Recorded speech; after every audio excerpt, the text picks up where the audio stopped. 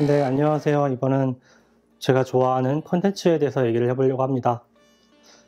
전에도 얘기했지만 저는 웹툰, 웹소설 이런 걸 굉장히 좋아하는데요. 제가 자기 전에 하는 루틴이 웹툰을 꼭 다 한번 훑어보고, 그리고 웹소설도 재밌는 거 없나 한 번씩 훑어보고 한 30분 정도 이렇게 한 다음에 잠을 자는 게 저의 루틴입니다. 제가 가장 최근에 만족스럽게 봤던 웹툰 두 가지를 소개하려고 하는데요. 첫 번째는 문정호 작가의 고수라는 작품이고요. 두 번째로는 이건 약간 좀 잘 모르실 수 있는데 레진 코믹스의 모기전쟁이라는 작품입니다. 모기전쟁이랑 또 이어지는 게 네이버 웹툰의 복서라는 작품이 있겠고요. 사실 내용이 이어지진 않는데 같은 작가라서 이어진다라고 얘기를 하게 됐네요. 우선 고수에 대해서 얘기를 해보겠습니다.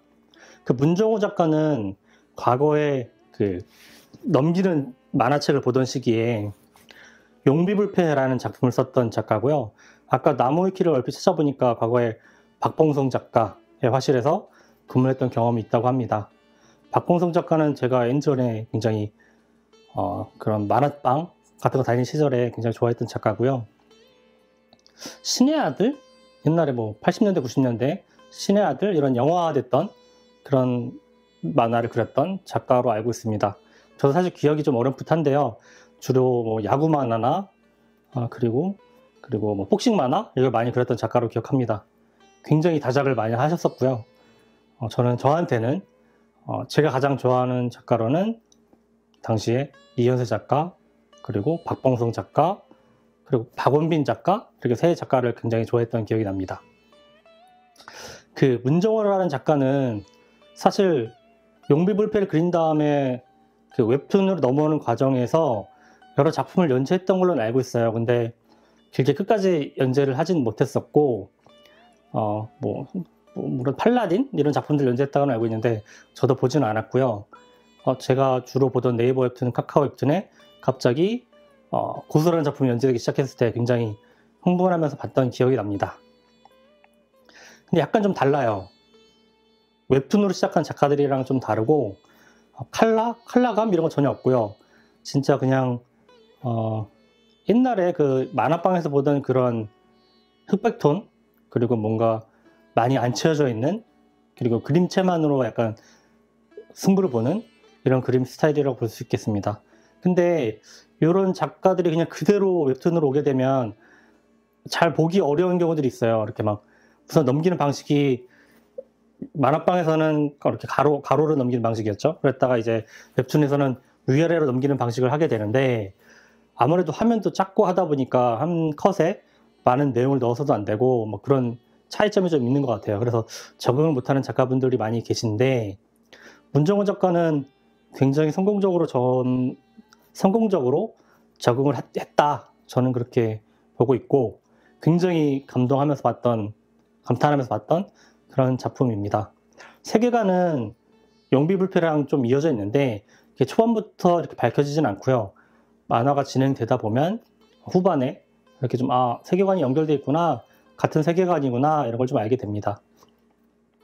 그런데 그 전에도 문정호 작가는 그림체, 그림 솜씨로는 굉장히 유명한 작가였다고 해요. 근데 이게 초반에는 잘 티가 안 나다가 이제 전투씬 이런 것들이 나오게 되면서 와, 진짜 이 사람 그림을 엄청나게 잘 그리는구나 이런 느낌을 확 가질 수 있게 됩니다. 기존에 웹툰을 시작한 작가들이랑은 약간 접근하는 방식이 다른 것 같아요. 그리고 약간 효과음? 실제 효과음은 아닌데 만화에서 표현한 효과음이 굉장히 큰 역할을 하고요. 진짜 약간 스펙타클하게 느껴지는, 컷이 많이 안 바뀜에도 불구하고 굉장히 스펙타클하게 느껴지는 그런 그림을 느끼실 수 있습니다. 그래서 지금 완결까지 난 작품이고 이 후속 작품은 안 나오고 있는데 지금 마침 완결이 나인 지 한참 됐으니까 이 작품을 보는 것을 굉장히 추천을 드리는 바입니다. 다음으로 소개해드릴 작품은 모기전쟁 그리고 더 복서인데요. 그 모기전쟁은 굉장히 어려워요. 레진 코믹스에서 연재를 하던 작품이고 그 레진 코믹스에서는 제가 좋아하던 작품이 딱 두 개가 있어요. 모기전쟁이랑 애늙은이 이런 작품이 두 가지가 있는데 굉장히 약간 탁월한 그 안에서도 굉장히 탁월함이 느껴지는 그런 작품이었고, 약간 심각함이 약간 가미돼 있고 막 철학적인 걸 약간 가미하려고 하는데, 사실 그런 것보다도 약간 객관적으로 굉장히 잘 만든, 굉장히 이런 돈을 주고 본다는 것 자체가 굉장히 가치가 있다라는 게 느껴지는 그런 작품이었어서 굉장히 좋아하는 작품이었습니다. 그분이 이제 네이버 웹툰으로 와서 그렸던 게 복서라는 작품이 있는데, 약간 초인과 일반 복서의 경계 사이에 있다고 해야 될까요? 그러니까 주인공 복서는 다른 사람들과 약간 다른 시간대를 살고 있는 굉장히 굉장히 어떻게 보면 먼치킨이죠. 근데 약간 감정이 결여되어 있는 그런 주인공이 나오는데요. 그 작품을 보면서 굉장히 이것도 진짜 막 돈을 몇만 원씩 주고 봐도 아깝지가 않겠다, 이런 감정을 느끼게 했던 작품이라서 꼭 추천드리는 바입니다.